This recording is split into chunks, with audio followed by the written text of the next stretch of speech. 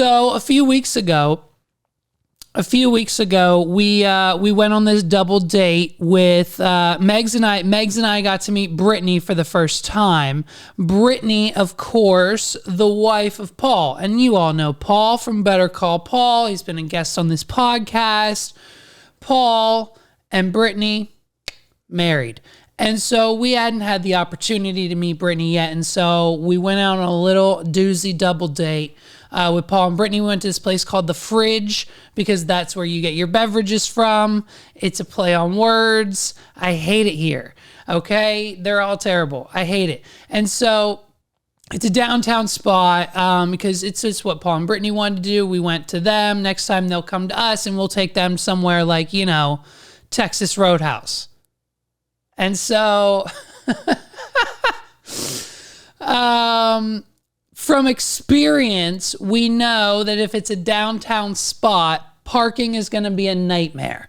Okay, so it's the first question I asked Paul before we leave the house. Hey, what about parking? Do they have a parking lot? And he's like, oh yeah, they have a parking lot plus plenty of street parking and it's free. Don't worry about it. So when we get there, the parking lot's literally a lot for 6 cars. And guess what? There's already more than 6 people inside. So that was full. And then the street that has free parking was also full. So after attempting to park in 3 different places, worrying about getting towed, worrying about not fitting, parallel parking, and then just our anxiety driven, plenty of street parking, Paul says.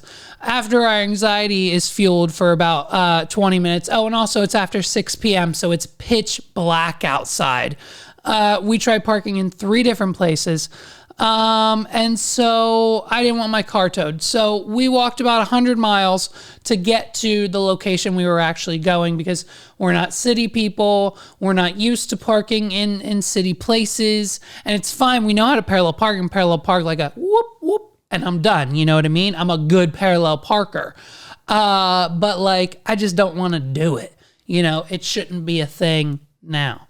And so we parked 100 miles away, and so we had to walk. And so we walked there, and it was a little bit insane. And so here's everything you need to know. Here's everything you need to know about Paul. Paul's the kind of guy, if you haven't grasped it, if you haven't joined the Patreon, patreon.com/what are we doing, that's where you'll find all the Better Call Paul episodes. Or you can check out, what episode was that? Episode, in the 50s, maybe? Early 60s, maybe in the 50s. Check out the episodes in the 50s. Paul was on a main feed episode with me a few weeks back. So Paul's the type of guy, so when we go out, right, this place we went, it was this hipster downtown place, they have craft beers with the fancy labels. I like to look at the labels, not actually drink the beer. I think it's kind of gross. I don't know. Some of it's good. Some of it's good. Some of it's good. Most of it's gross. There's 18 billion craft beers now. Everyone and their sister makes their own beer. Okay, we can't just have the regular shit. We just got to make our own, and then hopefully that'll catch on. But then we'll probably be closed Mondays and maybe sometimes Tuesdays and maybe at 8:00, on weekends. But it's fine. So you know what I mean. So when we go out, right, these places they have banging menus venison burgers and fish and shrimp tacos and smash burgers and just Philly cheesesteak or what's the one? Poutine, the French fries with the cheese curds and the gravy on top, and Megs gets the extra gravy. Dude, the poutine, you know what I mean? If there's poutine on the menu, it's a step up from your average Chili's and Applebee's, okay? So we're at this place with poutine on the menu, and Paul orders a hot dog, okay? Not off the kids' menu because we're at a bar, okay? I'm drinking an old fashioned. There's no kids' menu. A fully grown human at 30 years old, the man orders a hot dog for dinner. I looked up what it meant, what each hot dog condiment says about you. Okay, so this is what each hot dog condiment says about you. If you're a mustard lover, you're confident in your abilities and you know exactly what you like and what you don't.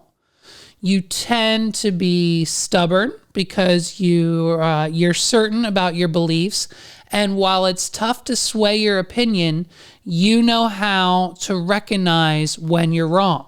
Holy shit, tell me it's Paul. Okay, here's the onions. If you put onions on your hot dog, I have a feeling I know where this is going. You know what I mean? If you love onions on your hot dog, you have a flair for the dramatic and love to be noticed. No, wait, what does it say? If you love onions on your hot dog, you have a flair for the dramatic and love to be noticed. I don't know what that means. You're not satisfied with doing the same old things as everyone else. Chances are you've got some kind of artistic talent that you're eager to share with the world. Hey, it's Paul. Now, relish, love relish on your hot dog. You have a zeal, Z-E-A-L, by the way, and zeal means great energy or enthusiasm in pursuit of a cause or an object. His zeal for privation. You know what I mean? You have a zeal for life, and while your interests may be controversial, you always manage to find a group of friends who love the same weird things you do. Okay, here's the onions. If you put onions on your hot dog, I have a feeling I know where this is going. You know what I mean? If you love onions on your hot dog, you have a flair for the dramatic and love to be noticed. No, wait, what does it say? If you love onions on your hot dog, you have a flair for the dramatic and love to be noticed. I don't know what that means. You're not satisfied with doing the same old things as everyone else. Chances are you've got some kind of artistic talent that you're eager to share with the world. Hey, it's Paul. Now, relish, love relish on your hot dog. You have a zeal, Z-E-A-L, by the way, and zeal means great energy or enthusiasm in pursuit of a cause or an object. His zeal for privation. You know what I mean? You have a zeal for life, and while your interests may be controversial, you always manage to find a group of friends who love the same weird things you do. You're positive, upbeat, and always ready to take on whatever life throws your way. Hey, it's Paul. Okay? So clearly, as his best friend, business partner, coworker, lover, look, I took it upon myself to say, hey, man, why are you eating a hot dog right now? Okay? And I'm almost positive he also ordered macaroni and cheese. I'm almost positive along with his hot dog, he got a side of macaroni and cheese. I think that's what happened. I'm going to call him after I'm done recording this and confirm, but I'm 99% sure Paul ordered a hot dog and macaroni and cheese. I think that's what happened. I said, while we were there, I named 96 other times when it would 1000% be appropriate to eat a hot dog. Example, 4th of July, Joey Chestnut hot dog eating contest, the West Virginia Hot Dog Festival, real thing, lunch, a cookout, the state fair, Memorial Day, May Day, National Hot Dog Day, Tuesday, literally any other time of the week except for right now on a double date at 8 p.m. in a craft brewery at night while I'm sipping on a fucking old fashioned. He's drinking the same thing. And the man's eating a hot dog and macaroni and cheese. We've got like tacos, a salad, like we've got normal shit on the other half of the table. And Paul's over there in no man's land eating a hot dog and macaroni and cheese. Now, and this isn't lunch. It's 8 p.m. It's dinner. That's the type of person Paul is. So anyways, I say, oh, and of course the hot dog sparks debate. I say, oh, there's a Nathan's hot dog place down in South Carolina. We were going to go and get this gnarly hot dog. And Brittany, Paul's wife, remember that's why we're there. She says, oh, you're going. You have to go. you have to go to Nathan's Hot Dogs and get a hot dog and send me a photo of it, or I'm going to be disappointed.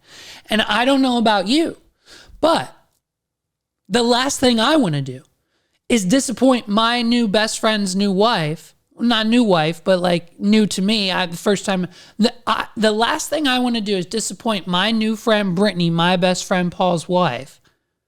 On the first time we meet, she says, "You have to go." I have to go. Like, that's it. That's you know what I mean? What else am I going to do? Go to South Carolina and be like, "Oh yeah, we passed Nathan's and I was going to get one, but like, sorry, I didn't want to," you know? Like, no, fuck that. Now I have to go to Nathan's. Brittany said I had to, so now I have to go.